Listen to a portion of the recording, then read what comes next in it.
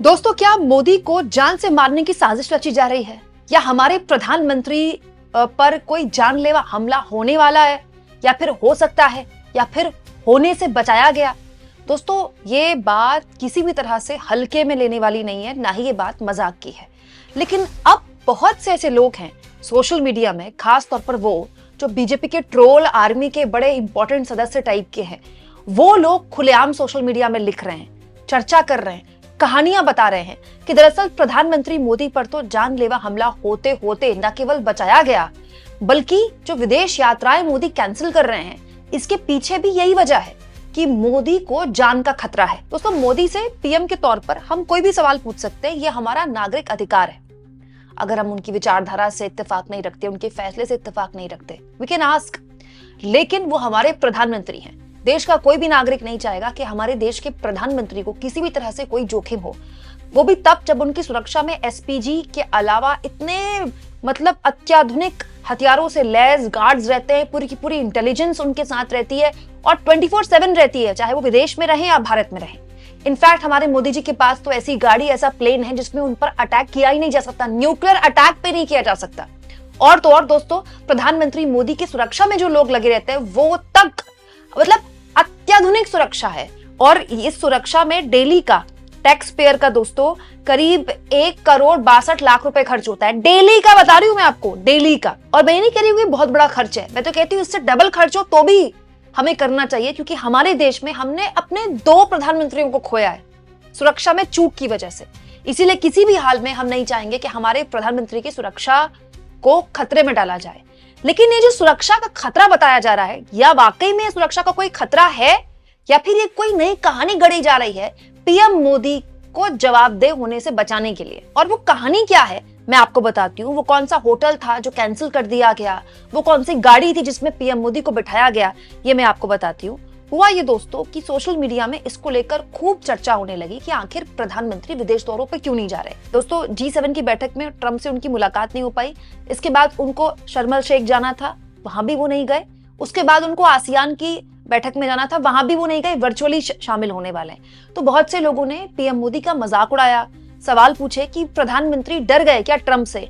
कहीं भी ऐसी जगह जहां ट्रंप से मोदी का आमना सामना होता है, मोदी वहां जाने से क्यों बच रहे हैं और कब तक बचेंगे? ट्रंप तो अगले 4 साल भाई अमेरिका के राष्ट्रपति रहने वाले हैं, तो क्या मोदी उनसे मुलाकात नहीं करेंगे? क्यों? क्योंकि ट्रंप तो बिना मोदी को सामने रखे ही कभी टैरिफ पर भारत को सुना देते हैं, कभी सीज फायर पर सुना देते हैं, और अब तो खुलेआम बोल रहे हैं कि उन्होंने रूस से तेल खरीदना बंद करवा दिया भारत का। तो क्या ऐसा कोई डर है? इसको लेकर प्रधानमंत्री मोदी की छीछालेदर हो ही रही थी। इस बीच दोस्तों, ऐसी बातें जो हैं वो सोशल मीडिया में उड़ाई जानी शुरू कर दी गई।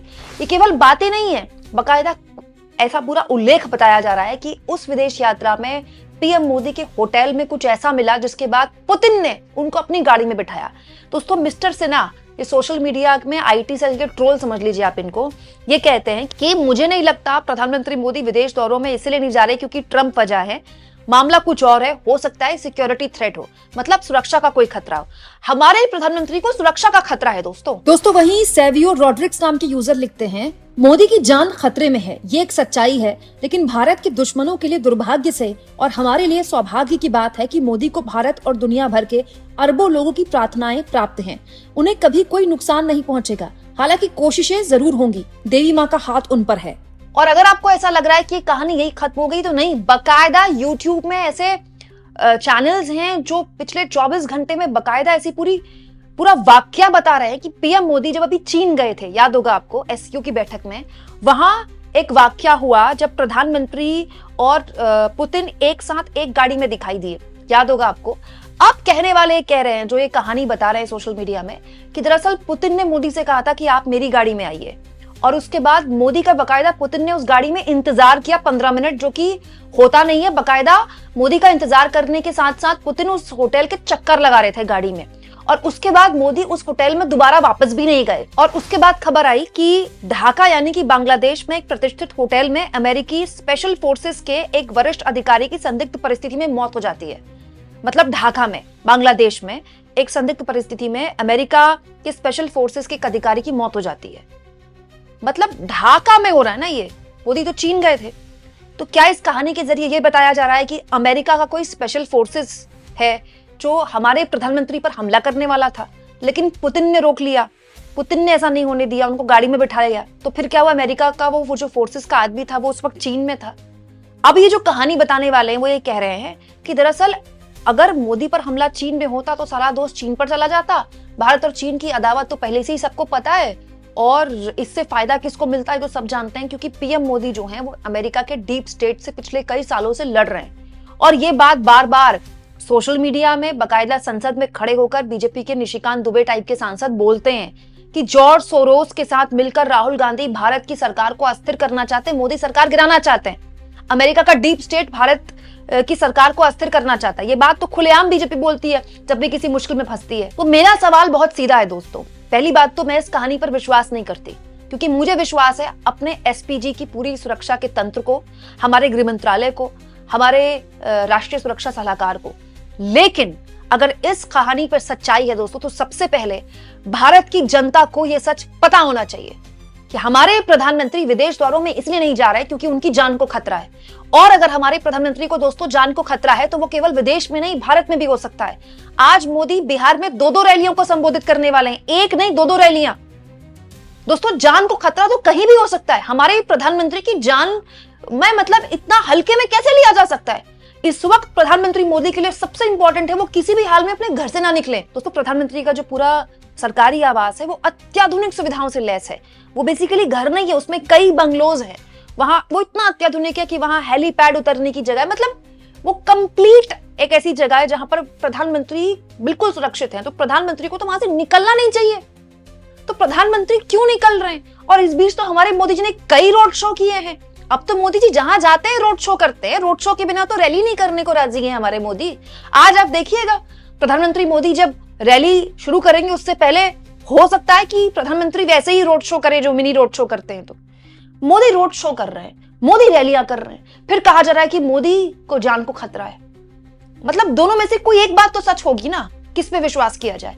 दूसरा दोस्तों, अगर प्रधानमंत्री मोदी की जान को खतरा है तो अमित शाह क्या कर रहे हैं? अमित शाह देश के गृह मंत्री हैं, देश की आंतरिक सुरक्षा उनकी जिम्मेदारी, और देश के प्रधानमंत्री की अगर जान को खतरा है तो अमित शाह इस मामले में क्या एक्शन ले रहे हैं? क्या उनको भारत की जनता को बताना चाहिए? दूसरा, अजीत डोभाल क्या कर रहे हैं? 80 साल के जेम्स बॉन्ड, कुछ बताएं भाई। देश की जनता के बारे में इतनी हमने उनकी इतनी कहानियां सुनी है कि वो ऐसा करते हैं वैसा करते हैं। तो अजीत डोभाल के रहते, गृह मंत्री अमित शाह के रहते, स्वयं हमारे मोदी जी के रहते, मोदी जी को जान को खतरा है, और फिर भी बीजेपी वाले सिर्फ ताकि उनको वोट मिल जाए और मोदी जी उनके लिए रैली कर दे, बिहार में उनको झोंक रहे हैं। कितनी गलत बात है दोस्तों। ये तो हद है स्वार्थ की। हमारे प्रधानमंत्री की जान इंपॉर्टेंट है या बीजेपी की रैलियां इंपॉर्टेंट है? एक चुनाव में मोदी जी रैली नहीं करेंगे तो क्या हो जाएगा?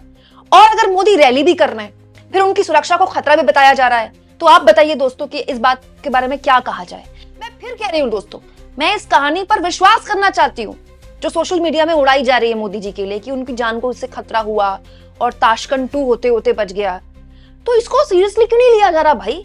बस विदेश दौरे कैंसिल करने से नहीं चलेगा। हमारे मोदी जी को फिलहाल घर से बाहर निकलने का मतलब ही नहीं है। लेकिन देखिए वो तो रोड शो कर रहे हैं, वो तो रैलियां कर रहे हैं। प्रधानमंत्री अपनी जान को खतरे में डाल रहे हैं इसका मतलब। और मैं मानती हूँ कि भारत की ये जो महान जनता है उसका पूरा अधिकार है कि वो समझे और देखे कि वो कौन मुल्क है जो हमारे देश के प्रधानमंत्री पर हमला करना चाहता है।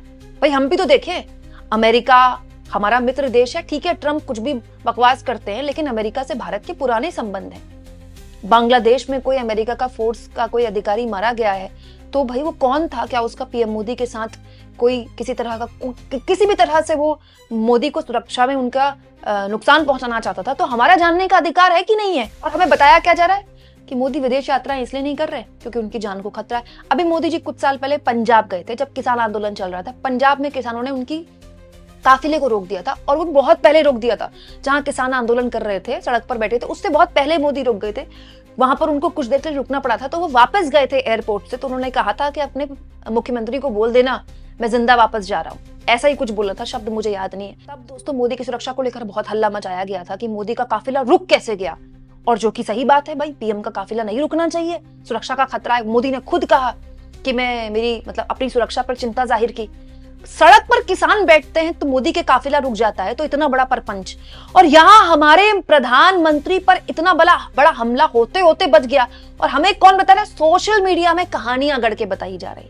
आप इस मुद्दे पर क्या सोचते हैं कमेंट बॉक्स में जरूर लिखें, और जितना हो सके दोस्तों चैनल को शेयर भी करें, सब्सक्राइब भी करें, और थैंक्स और ज्वाइन के ऑप्शन से अगर आप चाहें तो कुछ आर्थिक मदद भी चैनल की जरूर करें।